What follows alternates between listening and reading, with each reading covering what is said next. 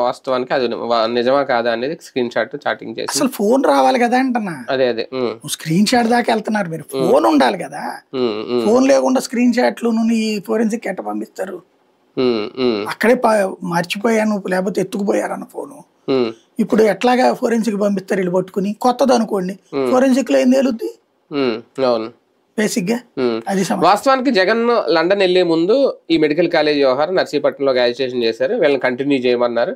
ఆ agitation జరుగుతాయేమనుకున్నారు. Okay, నిజంగా జరుగుతున్నాయో లేదో ఏంటనేది బయటకైతే రావట్లేదు, సాక్షిలో ఏమన్నా వస్తుందేమో తెలియదు.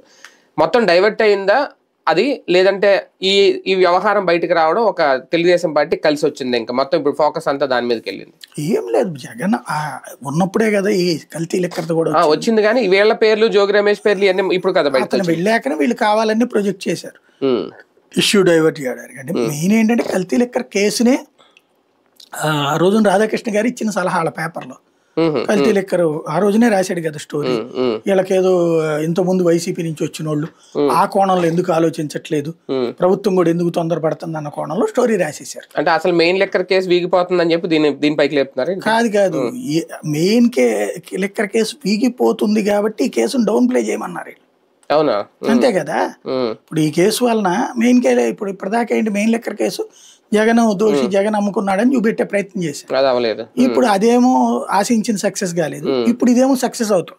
ఇదేమో వైసీపీ చెప్పింది ఏం కాదు, వైసీపీ పెట్టించింది ఏం కాదు, క్యాజువల్ గా జరిగింది. అక్కడ జరిగిన ఏకైక పొరపాటల్లా ఆ కన్సర్న్డ్ ఎక్సైజ్ అధికారి ఎవరైతే ఉన్నారో వాళ్ళు బయట ప్రపంచానికి ఇమ్మీడియట్ గా లీక్ చేశారు. చేయడంతో వీళ్ళకి గత్యంతరం లేక